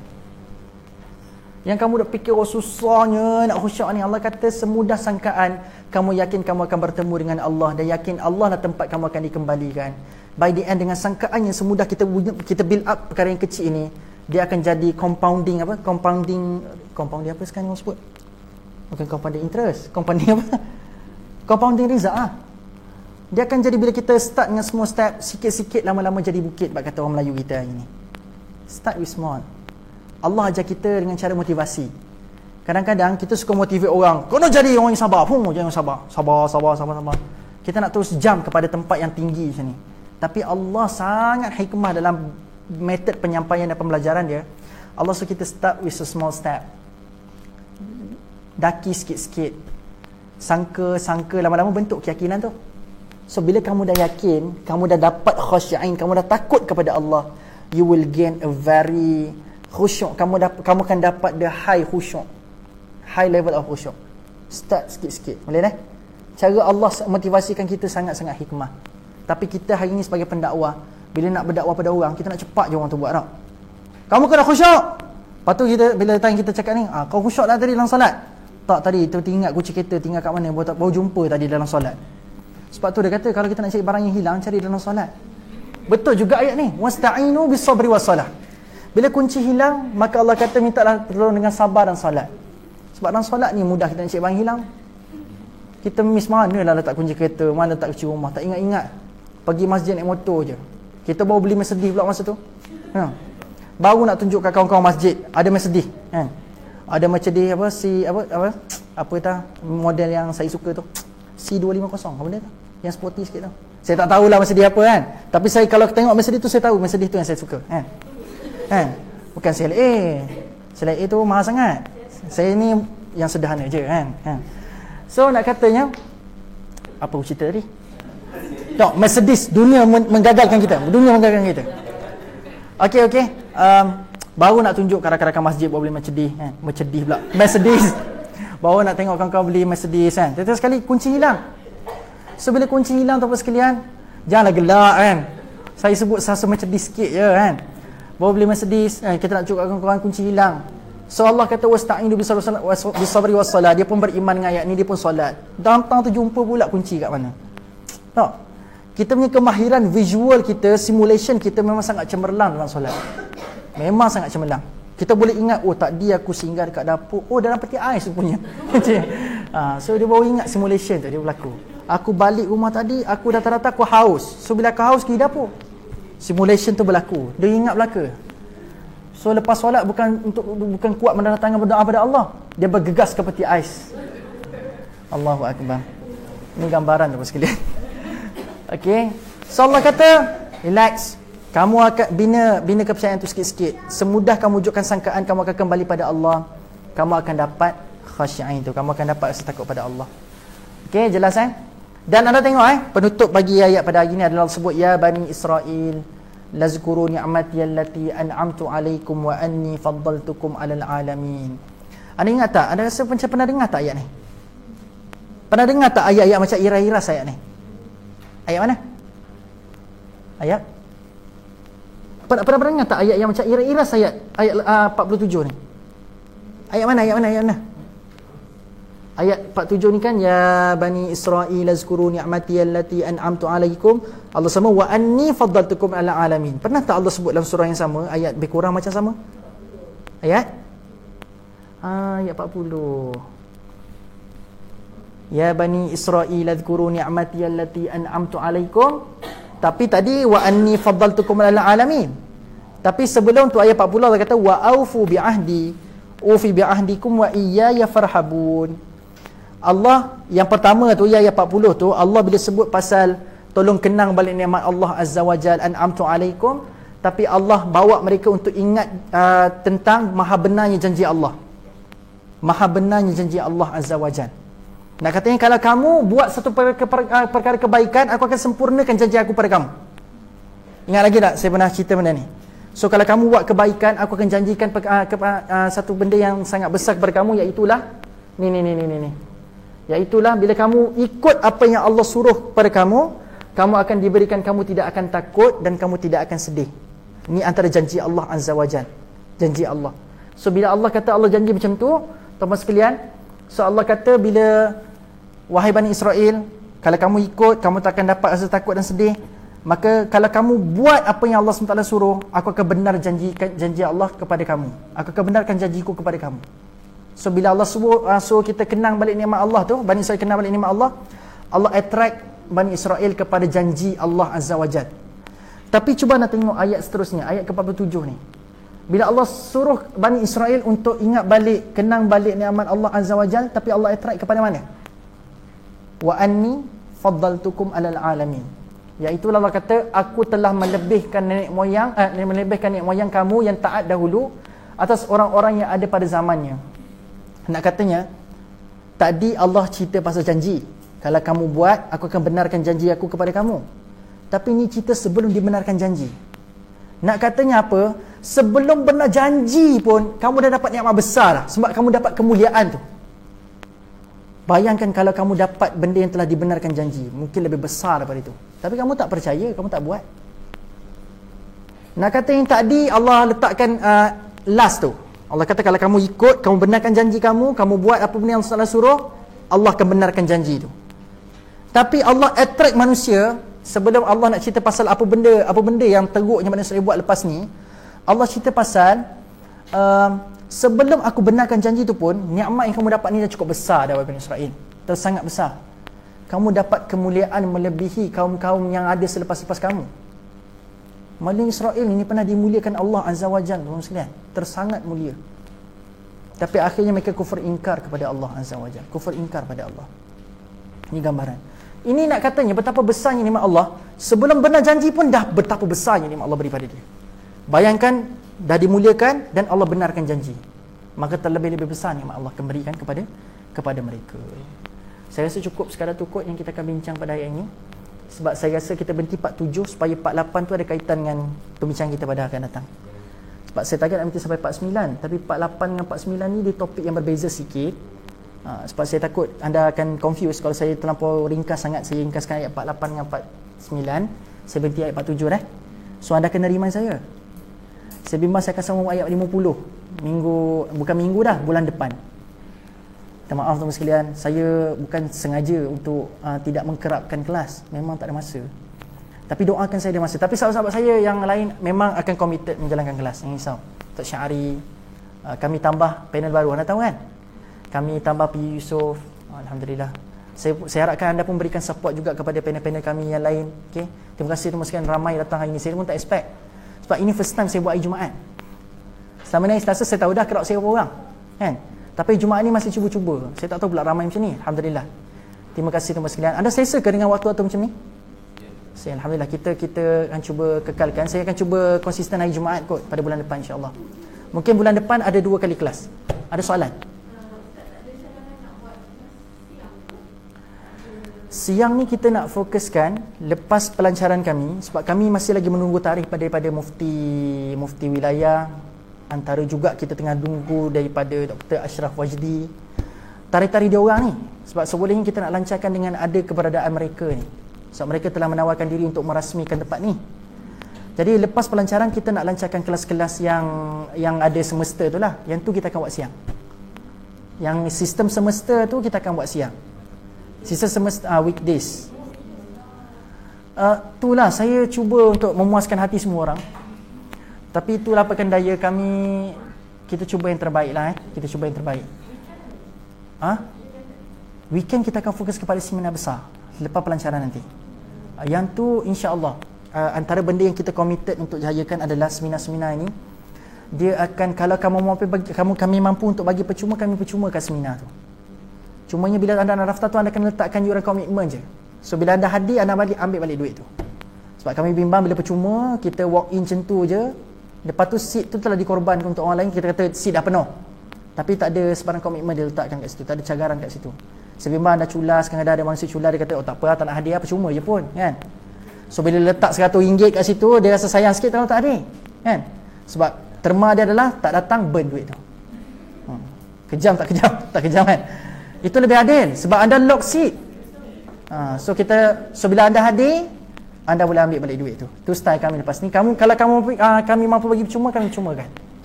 Sebab yuran anda ke seminar semua telah dibayar oleh rakyat Malaysia. Rakyat Malaysia telah taja anda punya kelas-kelas ke seminar-seminar. So terima kasih kalau ada dekat sini yang penyumbang bagi Tadabbur Center, insya-Allah. Yang mereka lah banyak berjasa. Untuk kelas-kelas macam ni lah. Anda tak ada bayar kan kelas macam ni kan. Sebab rakyat Malaysia yang tanggung anda. Rakyat Malaysia tanggung anda. Terima kasih pada anda semua yang menaja. Okay? Ada soalan tak sebelum kita tutup?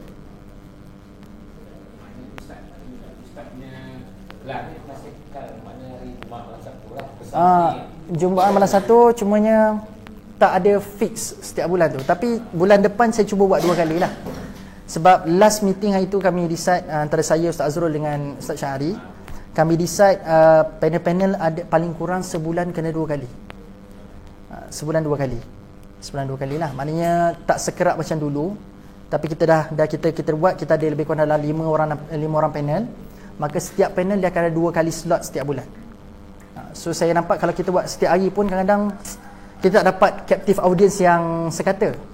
Maka kita kurangkan sedikit supaya kita dapat maximiskan semua panel-panel tu. Okay? Itu lebih baik kot bagi saya.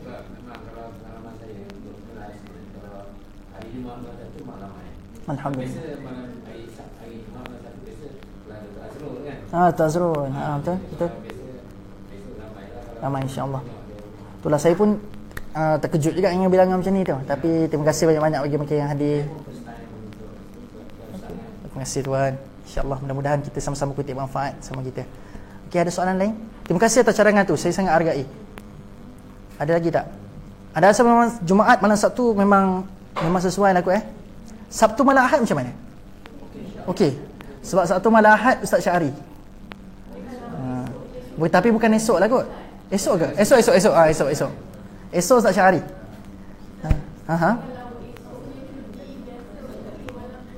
Esoknya cuti. Oh kalau macam tu kita lanjutkan sampai pukul 1 Gua je mana. Okey lah insya-Allah. Saya nampak dah trend tu. Saya dah nampak dah. Sebab saya dulu dah biasa hari Selasa ramai juga. Jadi saya tak tahu pula yang hujung minggu tu lebih ramai. Kan? So saya ingat macam ada pernah sekali satu kelas tu, kenapa kami trauma nak hujung minggu.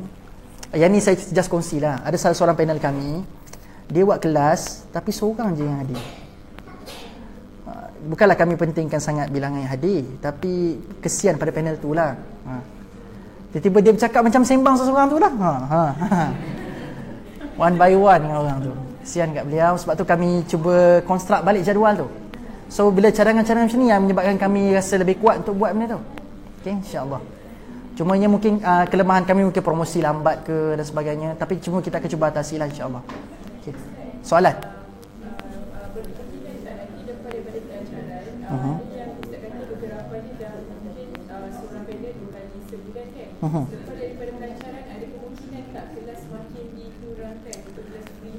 Kelas adalah setiap panel kita memang minimalkan 2 kali.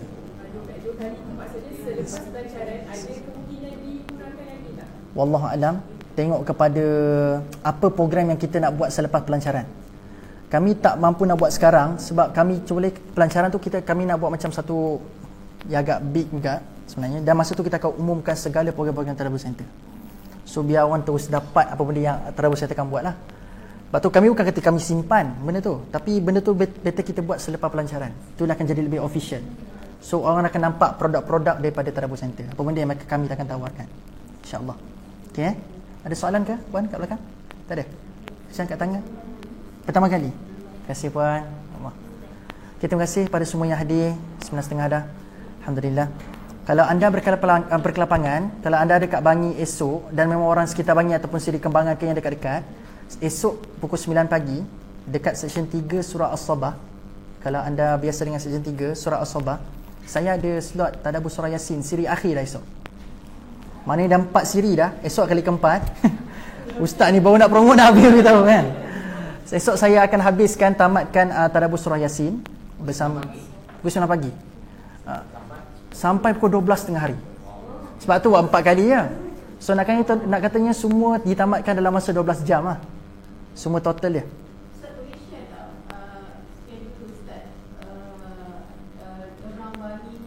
Orang Bangi. Saya cubalah tu. Sebab saya ni bukanlah selebriti sangat nak kena umumkan jadual kan. Tapi memang saya penuh lah. Tapi boleh lah kalau kata nak kongsikan tu, saya cubalah. Tapi atas permintaan lah. Saya takkan kongsi secara umum kot. Yang poyo pula kan Ustaz ni. Okay. Kadang-kadang mungkin kami yang di Bangi, kalau ada sesuatu biasa dari pelapangan kan. Betul.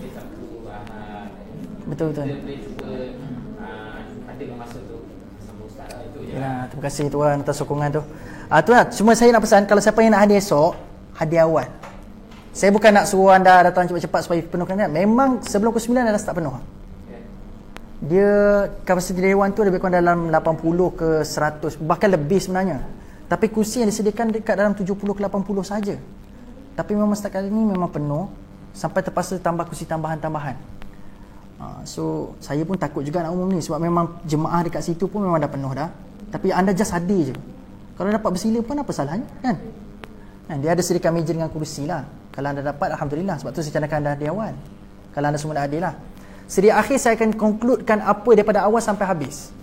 Daripada awal sampai habis, dan kita akan tengok betapa bestnya surah Yasin Allah susun. Awal tu macam ni, tengah-tengah tu macam ni, akhir tu macam tu. Okey, insya-Allah. Kalau berkelapangan seksyen 3 pukul 9 pagi esok, 3 jam. 3 jam. Tak, bukan last. Itu surah tu habis itu. Lepas ni sambung surah lain. Macam ni kalau nak tahu surah As-Sabah ni saya Sabtu kedua setiap bulan. Sabtu kedua setiap bulan memang ada 3 jam slot saya dengan surah As-Sabah. Alam Sari, JMI pun saya ada. Yang itu Isnin pertama setiap bulan. Tu dah macam dah bagi tahu jadual lah. Isnin pertama setiap bulan saya dekat JMI tu. Malam. Maghrib, kuliah maghrib.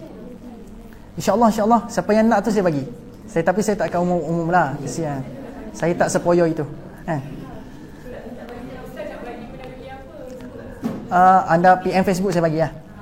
Saya bagi insyaAllah. Saya cuba.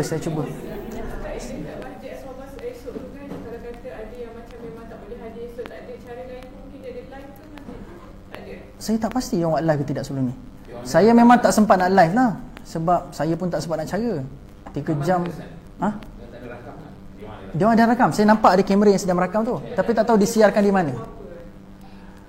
Anda sabar semua penonton live. Kita sedang berbicara dengan mereka. So kena datang lepas ni. Tak apa, it's okay. Tak apa, biarkan mereka menyaksikan kehangatan di kelas ni. Ada setengah surah di luar rakaman. Kadang-kadang buat untuk lapor Betul. Ada live, tapi benda tak ada kan? Betul. Mungkin InsyaAllah, saya sangat menghargai. Saya nampak anda pun dah macam sebahagian daripada keluarga kami dah. So welcome to the club of Tadabbur Center, family of Tadabbur Center. InsyaAllah selamat datanglah ke sini dan sentiasa datang ke sini lah. Tapi pastikan ada orang lah. Kalau tak ada orang tu susah je ketuk, tak ada orang jawab nanti. Tapi mungkin lepas ketibaan staff kami kan, patutnya ada salah seorang tu kami nak rekrut dia sebagai staff, tapi dia tak nak kan. Macam mana kan? Jadi itulah. Tapi kami dah akan rekrut 2 orang staff depan ni, bulan 4 nanti. Mungkin akan ada setiap masa lah. So kalau anda datang pagi-pagi nak buat baca-baca kitab kat sebelah ke, silakan lah. Kalau rasa macam nak tumpang wifi pun tak apa, it's okay, datang je. Memeriahkan tempat ni. Okay, insyaAllah. Ada tandas sebenarnya, ada tandas. Okay. Okay, teman-teman sekalian, cukup sekadar tu. Kalau anda rasa macam nak malas nak keluar tu, anda boleh tembus je. Kita ada terowong. Ajaib kat situ. Okay. Sebelum kena tu, anda kena baca Auzubillahi minasyaitanirrajim dulu. Supaya jumpa jalan keluar. Okay. Kalau tak baca, ni gurau je. Jangan serius sangat. Okay, saya rasa cukup sekadar tu. Saya rasa penonton dekat live tu dah boring dah. Kan? Duk dengar kita bersembang. Okey, cukup sekadar tu. Aku qauli hadza wa astaghfirullahal azim li wa lakum. Terima kasih sekali lagi atas sokongan dan komitmen anda semua.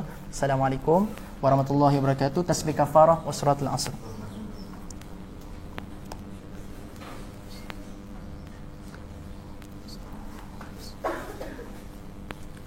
Assalamualaikum warahmatullahi wabarakatuh.